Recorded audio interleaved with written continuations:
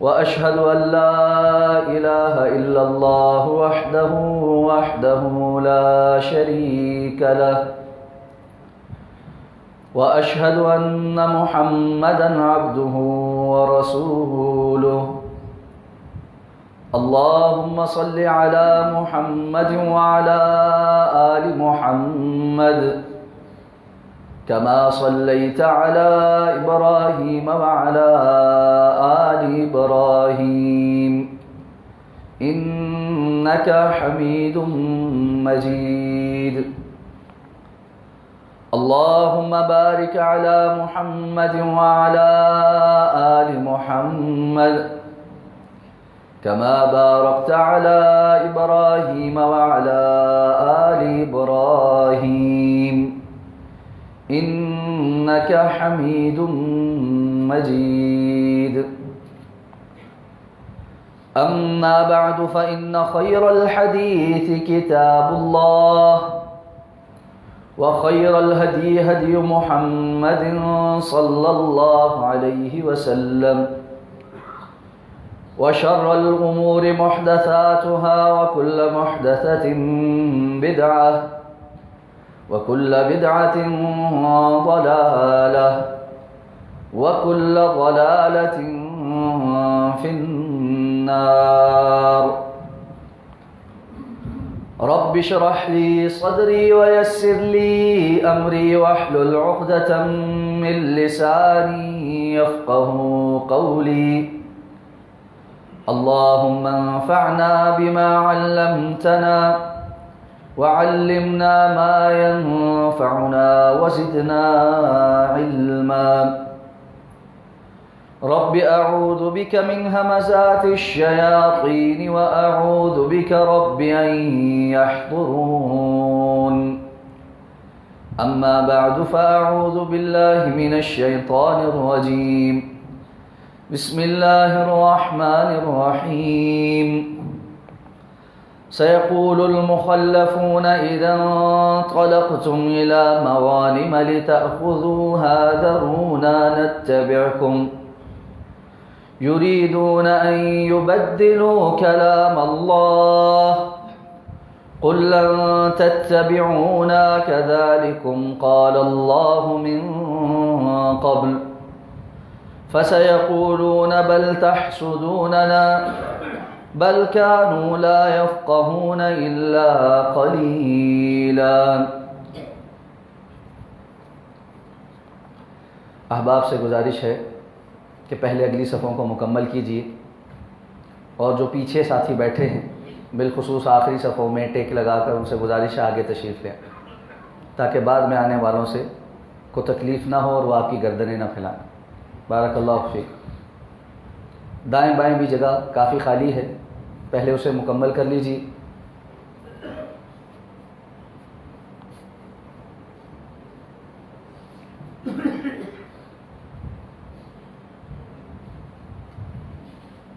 بارک اللہ فیک۔ امام الانبیاء سید الانبیاء جناب محمد الرسول اللہ صلی اللہ علیہ وسلم کی حیات طیبہ کے حوالے سے خطبات جمعۃ المبارک میں ہماری گفتگو کا سلسلہ جاری ہے۔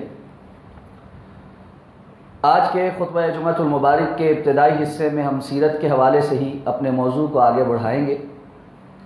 اور آخر میں عشرہ ذی الحجہ کے حوالے سے چند باتوں کی طرف انشاءاللہ توجہ مبذول کروانی، اس عہد کے ساتھ کہ تذکیر، بار بار کی یاد دہانی مومنین کو فائدہ دیتی ہے اور ان قیمتی ایام جو آنے والے ہیں ان سے ہم فائدہ اٹھا سکیں۔ سیرت طیبہ کے حوالے سے آپ صلی اللہ علیہ وسلم نے صلح حدیبیہ کے بعد مختلف سربراہان مملکت اور علاقوں کے بادشاہوں کو جو خطوط لکھے، اس حوالے سے ہماری گفتگو مکمل ہو چکی اور چند اہم خطوط پر ہم نے بات کی اور باقی کے متعلق ایک اجمالی بات کر کے ہم نے اس موضوع کو مکمل کر لیا۔ جیسا کہ پہلے عرض کیا گیا تھا کہ صلح حدیبیہ کے بعد رسول اللہ صلی اللہ علیہ وسلم کی مدینہ کے اندر جو مصروفیات تھیں وہ دو قسم کی، ایک جزیرہ عرب سے باہر دعوت و تبلیغ کا پیغام پہنچانا، اور دوسرا مدینہ کے اندر ہی جو دیگر خطرات ابھی باقی تھے ان کی سرکوبی کرنا۔ اس حوالے سے صلح حدیبیہ کے بعد جو غزوات پیش آئے اس میں سر فہرست اور بڑا اہم غزوہ خیبر ہے۔ غزوہ خیبر سے قبل ایک محدود پیمانے کا غزوہ بھی وقوع پذیر ہوا جو در حقیقت کوئی باضابطہ جنگ نہیں تھی، اسے غزوہ غابہ کہا جاتا ہے، اور اس کی مختصر تفصیل یہ ہے کہ رسول اللہ صلی اللہ علیہ وسلم کی بیت المال کی کچھ اونٹنیاں وہ مدینہ کے اطراف پہ چرنے کے لیے چھوڑ دی گئی تھی۔ ان اونٹنیوں پر ایک قبیلے کے لوگوں نے اپنے سردار کی لیڈرشپ میں حملہ کیا۔ آپ صلی اللہ علیہ وسلم کی طرف سے جو چرواہے وہاں پر مامور تھے ان کو قتل کر دیا، اور ان اونٹنیوں کو ہانک کر اپنے ساتھ جو ہے وہ لے گئے۔ حضرت سلمہ بن اکوع رضی اللہ تعالیٰ عنہ یہ اس جگہ قریب موجود تھے، اور حضرت سلمہ بن اکوع جسمانی صلاحیتوں میں اللہ تعالیٰ کی طرف سے حیران کن صلاحیتیں عطا کیے گئے تھے۔ ان کے بارے میں آتا ہے کہ عربی نسل کا بہترین گھوڑا جب دوڑتا تھا تو سلمہ بن اکوع رضی اللہ تعالیٰ عنہ ریس میں اس کو پیچھے چھوڑ دیتے تھے۔ حضرت سلمہ کہتے ہیں کہ جب مجھے یہ بات پتہ چلی تو میرے پاس ایک گھوڑا تھا، وہ اپنے ایک ساتھی کے ذمے کر کے کہ یہ رسول اللہ صلی اللہ علیہ وسلم تک پہنچاؤ، اور ساتھ میں یہ خبر بھی دو کہ اس طرح فلاں لوگوں نے حملہ کیا ہے، اور میں ان کے پیچھے جا رہا ہوں، اور اللہ کے رسول صلی اللہ علیہ وسلم سے یہ فرما دو کہ آپ کچھ ساتھیوں کو میری مدد کے لیے روانہ کر دیں۔ حضرت سلمہ فرماتے ہیں میں نے پیدل ہی ان لوگوں کا تعاقب شروع کیا، اور مختلف جگہوں پر اور گھاٹیوں پر ان کو تیر مار مار کے اتنا چھلنی کیا کہ سب سے پہلے تو انہوں نے وہ اونٹنیاں چھوڑی جو وہ ہانک کر اپنے ساتھ لے گئے تھے، لوٹ کر اپنے ساتھ لے گئے تھے۔ کہتے لیکن میں نے ان کا پیچھا اب بھی نہیں چھوڑا، ان کا کوئی بندہ اگر واپس پلٹ کر میرے سے مقابلہ کرنے کے لیے آتا تو میں کسی ٹیلے کی اوٹ میں یا درخت کی اوٹ میں ہو جاتا، اور قریب آنے پر پھر ان پر تیر برساتا۔ اب یہ ایک شخصیت، ایک بندہ اس سارے قبیلے کے مقابل اپنی حکمت عملی اور تیزی کی وجہ سے بھاری پڑ رہا۔ حضرت سلمہ فرماتے ہیں مجھ سے جان چھڑانے کے لیے اور تیزی کے ساتھ بھاگنے کے لیے انہوں نے اپنی سواریوں کا بوجھ کم کرنا شروع کیا، جس میں انہوں نے ایک بہت سا کپڑا اور 35 نیزے جو ہے وہ پھینکے تاکہ جو ہے وہ ان کا بوجھ کم ہو اور وہ تیزی کے ساتھ دوڑ سکیں۔ کہتے جہاں پر وہ کوئی چیز پھینکتے میں اس چھوڑے ہوئے مال کے اوپر کچھ پتھر رکھ دیتا تاکہ بعد میں پیچھے آنے والے صحابہ جو ہے وہ اس نشانی کے ذریعے سمجھ جائیں کہ یہ دشمن کا چھوڑا ہوا مال، اور پھر بھاگ کر ان کے سروں پر پہنچ جاتا۔ کہتے کرتے کرتے پورا دن گزر گیا لیکن یہ مجھ سے جان نہیں چھڑا سکی۔ آخر ایک جگہ ایک تنگ گھاٹی میں جب یہ پہنچے تو میں اوپر ایک ٹیلے پر چڑھ کر ان کے اوپر پتھر برسانے لگا اور تیر برسانے لگا۔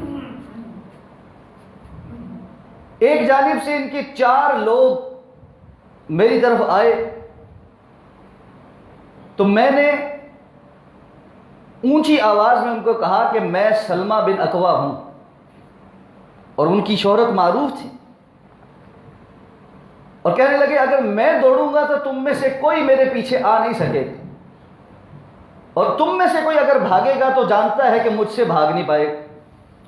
کہتے میرا نام سنتے ساتھ ہی وہ واپس ہو گئے کہ اس بندے کو تو نہ ہم پکڑ سکتے ہیں نہ اس سے بھاگ سکتے،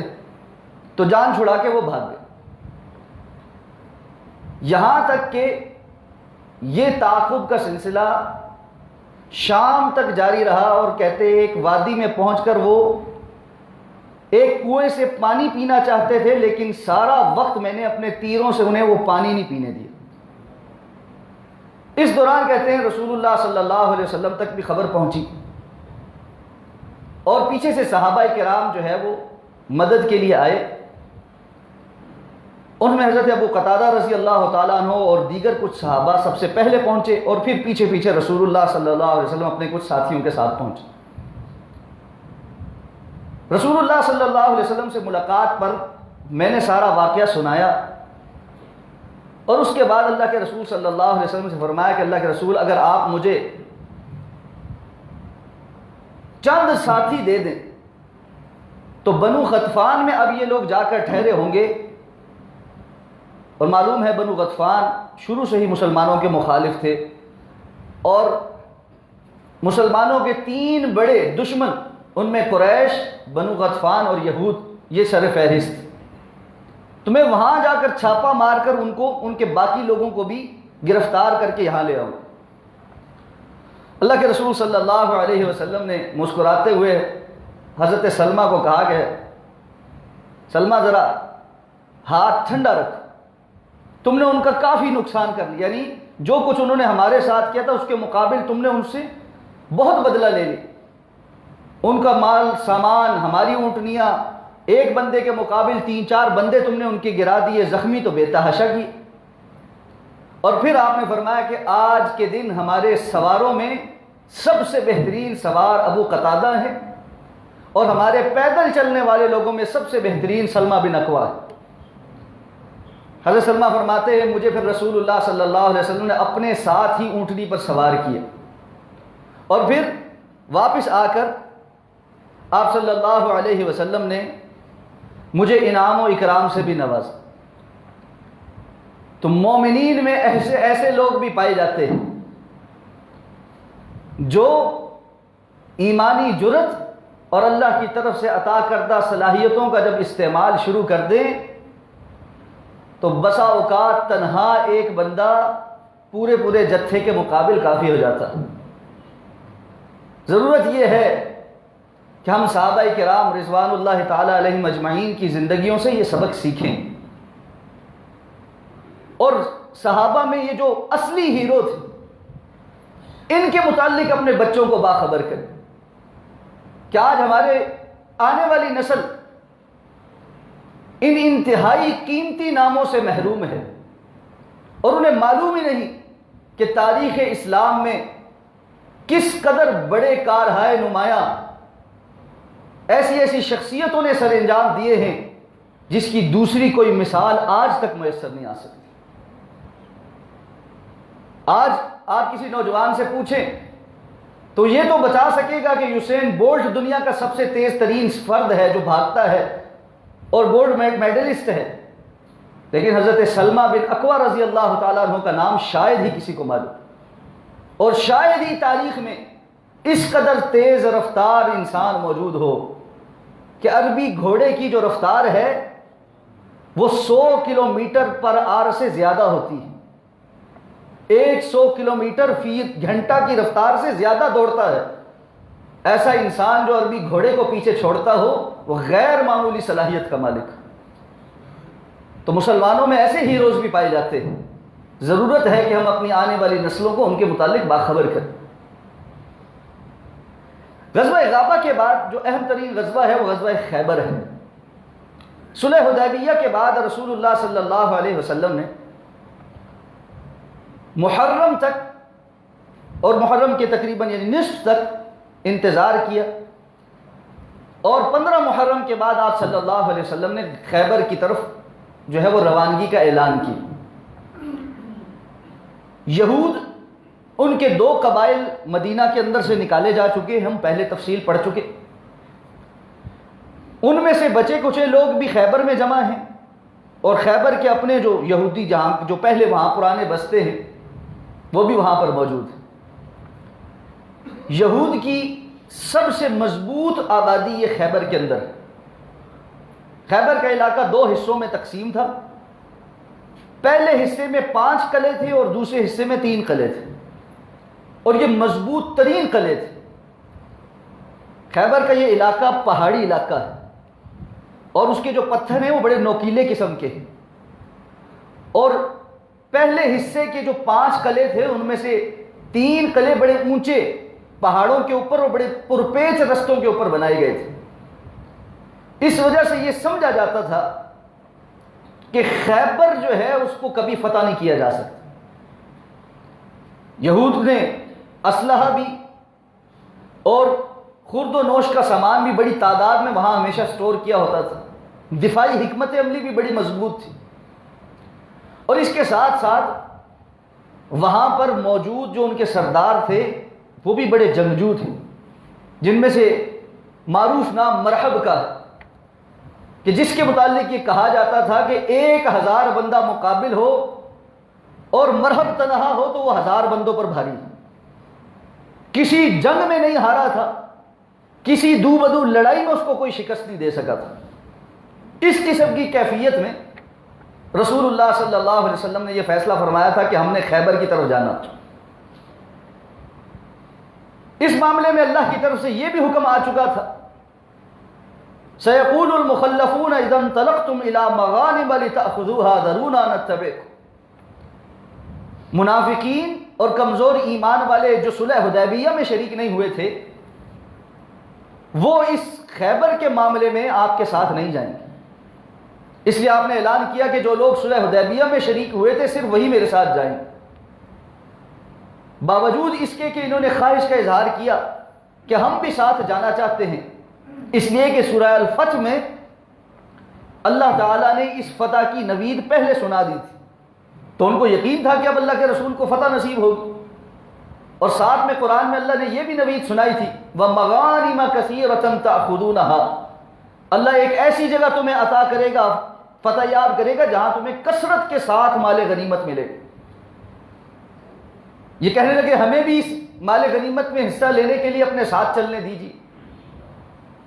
قُل لَن تَتَّبِعُونَا، آپ ان سے کہہ دیجئے تم ہرگز ہمارے ساتھ نہیں جا سکتے۔ تو اللہ کے رسول صلی اللہ علیہ وسلم کے ساتھ صرف 1400 صحابہ خیبر کی طرف روانہ ہوئے، اور جا کر آپ نے خیبر کا محاصرہ کیا، اور پھر مختلف اوقات میں خیبر کے مختلف قلعے فتح ہوئے۔ جس علاقے میں 5 قلعے تھے یہاں پر زوردار جنگ ہوئی، اور جس علاقے میں 3 قلعے تھے یہ صرف پہلے قلعوں کی صفائیوں کے بعد اور قتل و غارت گری کے بعد آپس میں ڈائیلاگ کے ذریعے اور بات چیت کے ذریعے یہودیوں نے سرنڈر کر دیا اور وہ مسلمانوں نے فتح کی۔ اگلے خطبہ جمعۃ المبارک میں انشاءاللہ اس کے متعلق تفصیل ذکر کی جائے گی، اور کس طرح اس خیبر کے موقع میں خاص طور پہ امیر المومنین چوتھے خلیفہ سیدنا علی ابن طالب رضی اللہ تعالی عنہ نے کمال جرت اور بہادری کے مظہر دکھائے، اور یہ خیبر جو ہے خاص طور پر یہ حضرت علی رضی اللہ تعالی عنہ کی جرت اور بہادری کے نام ہے۔ اس پر انشاءاللہ آئندہ خطبہ جمعۃ المبارک میں بات کریں گے۔ جیسا کہ پہلے عرض کیا تھا، آخر میں ذی الحجہ کے حوالے سے چند باتیں گوش گزار کروں گا۔ آپ متعدد بار تفصیل کے ساتھ بھی خطبات جمعۃ المبارک میں ان ایام کی فضیلت سن چکے ہیں، صرف تذکیر کے طور پر آپ کے سامنے چند باتیں رکھ رہا ہوں کہ یادداشت بحال ہو جائے اور ہم کمر کس لیں۔ اللہ کے رسول صلی اللہ علیہ وسلم کے فرمان کے مطابق سال کے تمام ایام میں سے سب سے زیادہ افضل ایام یہ ذی الحجہ کے 10 ایام۔ اس میں آپ نے فرمایا سال کے باقی تمام دنوں میں کی گئی نیکیاں ان 10 دنوں میں کی گئی نیکی کا مقابلہ نہیں کر سکتی۔ آپ سے پوچھا کہ اللہ کے رسول جہاد فی سبیل اللہ بھی؟ آپ نے فرمایا جہاد فی سبیل اللہ بھی ان 10 دن کی عام نیکیوں کا مقابلہ نہیں کر سکتا، سوائے اس کے کہ کسی عام دنوں میں کوئی بندہ اپنی جان اور مال دونوں لے کر اللہ کے راستے میں نکلے اور مال بھی خرچ کر دے اور جان بھی اللہ کے راستے میں قربان کر دے، اس کا اجر و ثواب شاید ان 10 دنوں کا مقابلہ کرے۔ پھر آپ نے یہ اس بات کا حکم دیا فَأَكْثِرُوا فِيهِنَّ التَّسْبِيحَ وَالتَّحْمِيدَ وَالتَّهْلِيلَ، ان 10 دنوں کے اندر کثرت کے ساتھ سبحان اللہ والحمد للہ واللہ اکبر اس کا اہتمام کرو۔ آپ عموماً اس کے جو پہلے 9 ایام ہیں ان کا روزہ بھی رکھتے تھے، اور 9 ذی الحجہ اس کے روزے کے متعلق آپ صلی اللہ علیہ وسلم نے فرمایا کہ جو اس کا روزہ رکھتا ہے گزشتہ 1 سال کے گناہ اس کے معاف ہو جاتے ہیں۔ اس لیے کوشش کیجئے ان قیمتی ترین ایام سے فائدہ اٹھائیے، اس میں کثرت سے اللہ کا ذکر کیجئے، اللہ کے راستے میں خرچ کرنے کی کوشش کیجئے، روزے رکھنے کی کوشش کیجئے، راتوں کو قیام کرنے کی کوشش کیجئے، تلاوت قرآن مجید کا زیادہ سے زیادہ اہتمام کریں، اور نیکی کے جن جن کاموں پر فوکس کیا جا سکتا ہے ان کاموں پر بالضبط اہتمام کر کے فوکس کیجئے۔